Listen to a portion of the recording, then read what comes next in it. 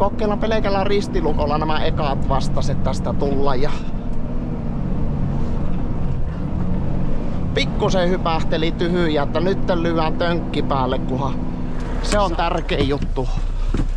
Että nuo tukijalat on lukossa. Se muuten kaatuu tässä vaiheessa tuo. Ja viimeistään sitten, kun se vähän elää tuo.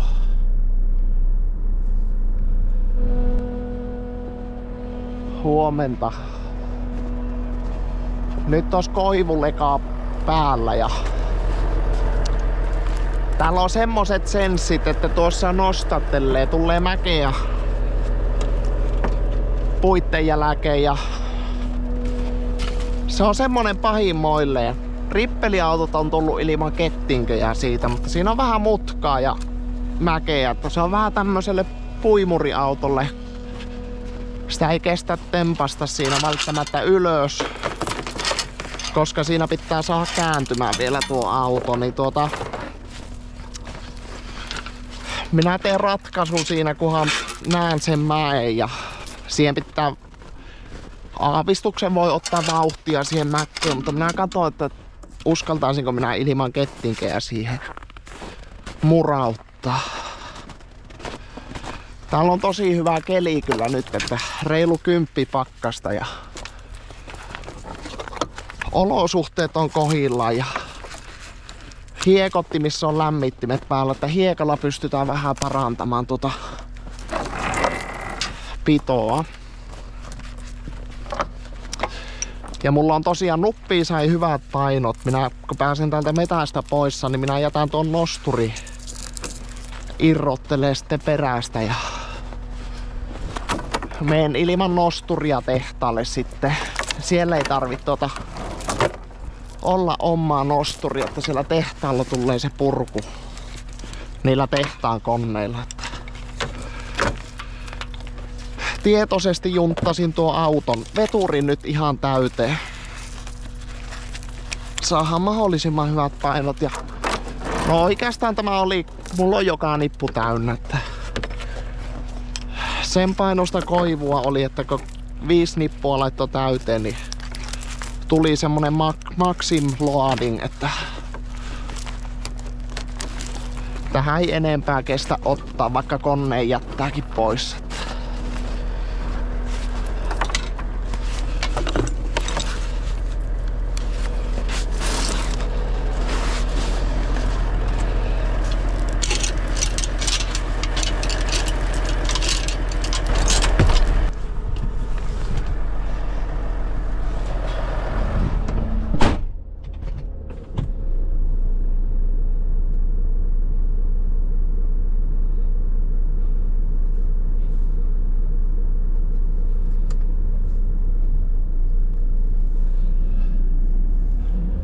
Lähdetäänpä katsomaan.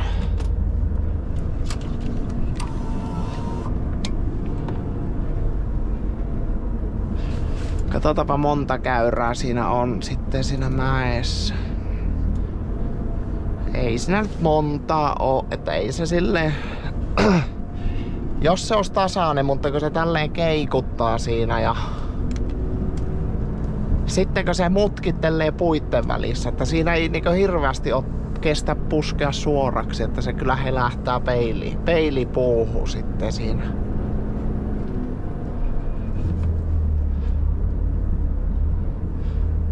Minä otan jo tältä luistoestot poissa ja sitten minä alan kohta keräämään tuonne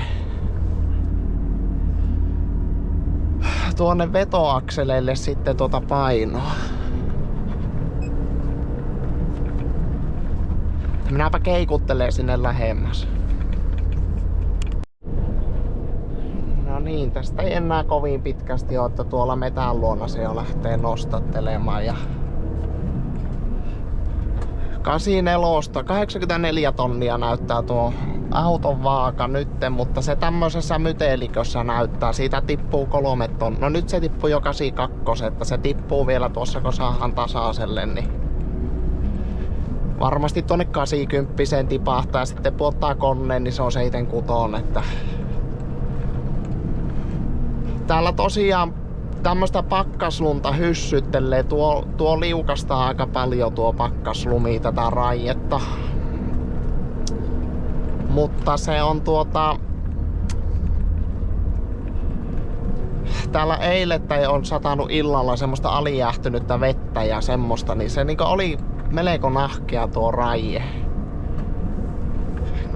Voitais nyt vähän polokasta tässä, että miten se tässä tällä kolmosella.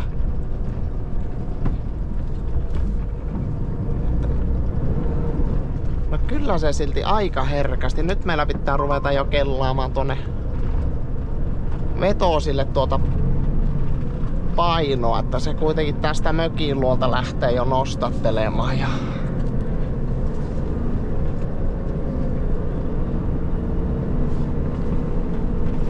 tuonne se metää sisään lähtee ja siinä tosiaan täällä on tämmöistä epätasaista tämä maasto, että se tähän jos pystyisi vitosella tulla, niin eihän tämä olisi mäki eikä mikään, mutta nyttenpä se pitää nyt huolehtia, että meillä tulee hiekkaa jos tarvitaan ja kokeillaan pelkällä ristilukolla nämä ekat vastaset tästä tulla ja pikkusen hypähteli tyhjä, että nyt lyön tönkki päälle, kunhan saadaan nyt tämä keula tänne oikeaan suuntaan, niin tönkki päälle. Ja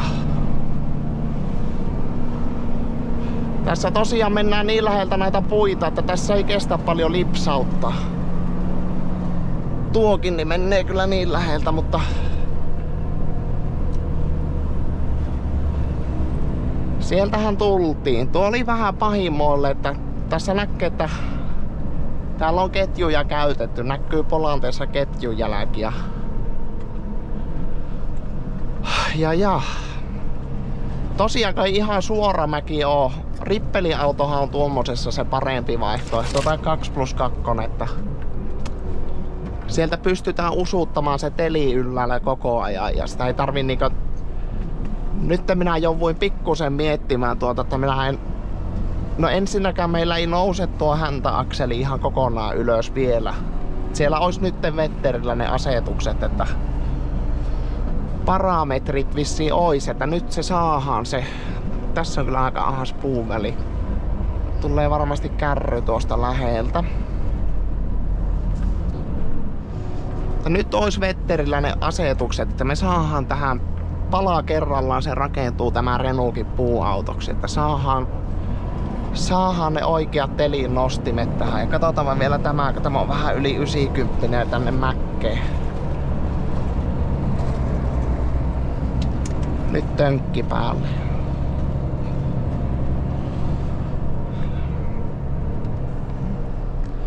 Nyt voidaan puotella nuo. Joo, 80 se tippui tuo vaakata. Se tuolla metässä näyttää monesti, kun on epätasasta, niin se ampuu yli tuo. Ja sen vasta tällä tasaisella tiellä näkee tuo auton vaakalta. Siellä vasta sitten hahmottuu se keissin todellinen hintalappu sitten. Mutta joo, tuossa on hyvä nosturijättöpaikka tuossa. Minä alan puottelemaan nosturin. Niin.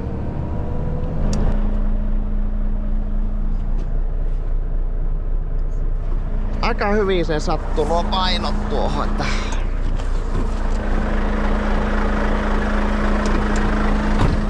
80 on nyt koneen kanssa, että pääsin tuosta metästä tulemaan ja nyt on sitten tarkoitus tämä nosturi jättää, niin minä että kiritän samalla nuo kettiin.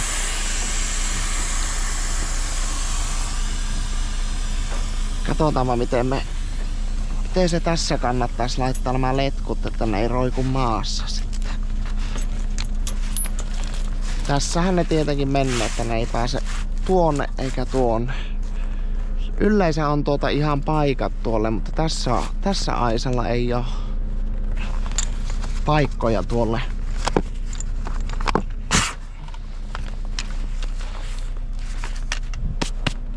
Ekana kärry irti ja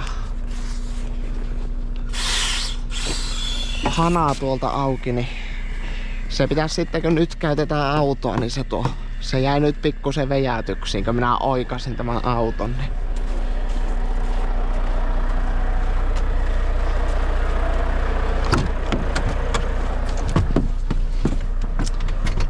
Tässä on tosiaan tuo sisäpuolinen teline on tässä nosturissa. Niitä on ainakin kahdenlaisia noita. Ainakin kahdenlaisia on näitä nosturitelineitä. Tämä sisäpuolinen minun mielestä vähän rantumpi jättää ja ottaa perään. Että se pitää olla tosi suorassa tuo auto, että se menee sinne kunnolla. Topataanpa siihen. Pumppu päälle ja mulla ei tarvitse tähän nupin sijontoihin koskea, kun mulla on tuo nosturi täällä paketissa. Meillä on tämä turvakettinkin sen verran lyhyt, että pitää tämä löysätä jo tässä vaiheessa. Tuohon on vähän semmonen juttu, että ja nämä liinat puotetaan täältä alas. Tuo turvakettinkin ihan kannattaisi viimeisenä ja irrottaa. Mutta kun meillä tulee ajettua tämä niin kauas tämä nosturi tässä vaiheessa, että se on sitten tuo sylinterin varassa tuolla autossa kiinni. Tuo kettikin on sitä varten, että jos se sattuu tuo sylinteri tuolta irtoamaan tuolla on tuo semmonen kita, mihin tuo tämä siirtosylinteri tulee, niin jos se sieltä irtoaa, niin se ei karkaa tuo nosturi sitten poistu tästä omiin neuvoin. Kuitataan täältä tuo.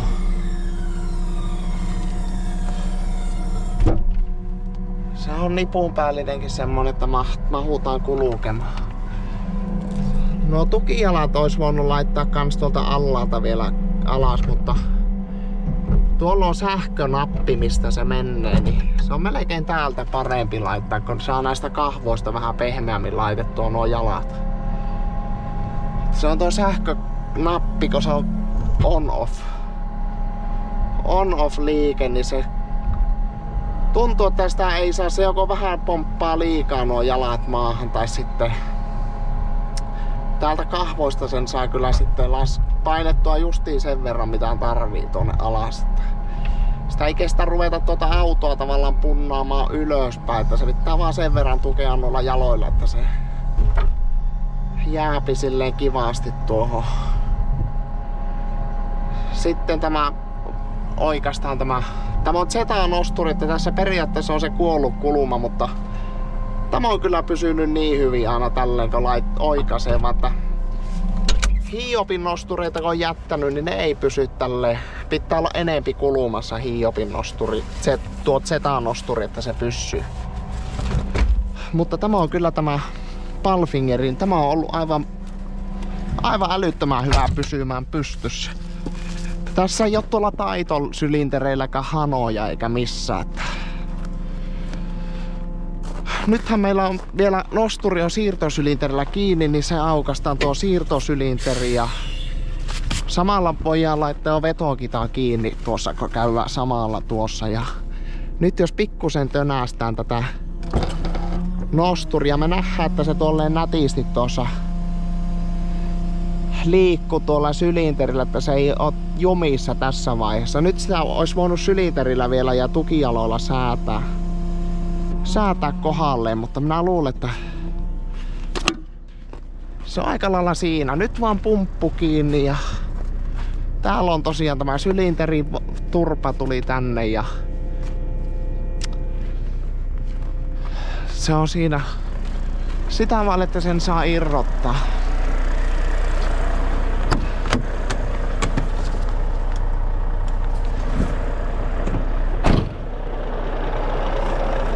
Samalla käännetään täältä nämä nestelinjat kiinni.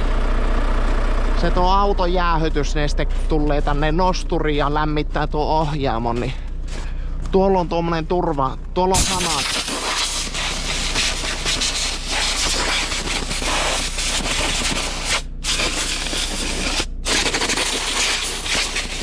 Katsotaanpa onko nämä jäässä. Pitääkö se jollakin tentulla sulatella.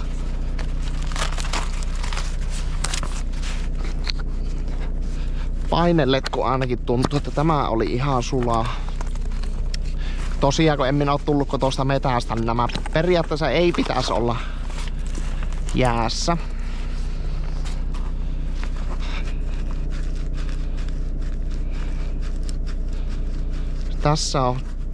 Tässä on melko paljon näitä letkuja mitä irrotella. Edellisessä ajokissa kun oli vepastolämmitys, niin siinä ei ollut ollenkaan näitä nesteletkuja. Nuo on nesteletkut. Sitten on tuo signaalia ja tupenkiristimien ja tässä on melkoinen käärmeenpesä noita letkuja. Mutta nyt meillä olisi nosturi irti ja voitais kokeilla, että jos se siihen jäisi vielä ihan mukavasti. Niin tukijalat on lukossa. Se on tärkein juttu. Että nuo tukijalat on lukossa. Se muuten kaatuu tässä vaiheessa tuo. Ja viimeistään sitten kun se vähän elää tuo.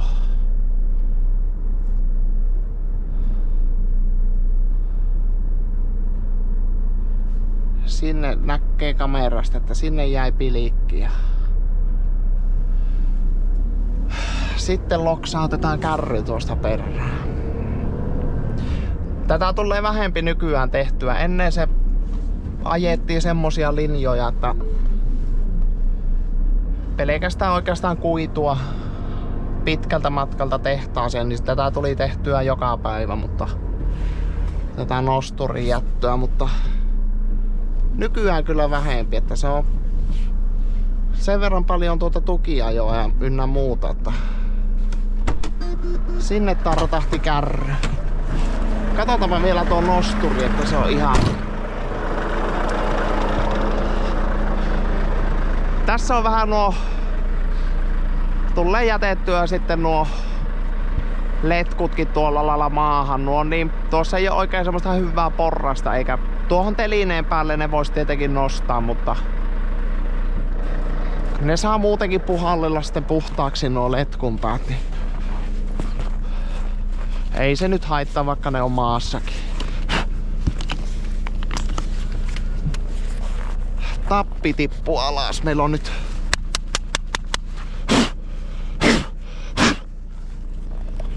niin kuivaa lunta, että saa ihan itse puhaltelemalla nämä tyhjäksi. Vielä laitellaan ketjut tiukalle ja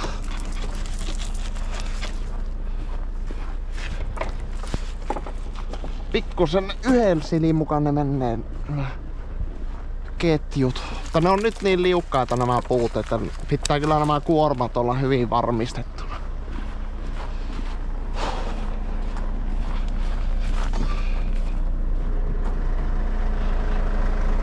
Joo, ei muuta kuin tehtaalle.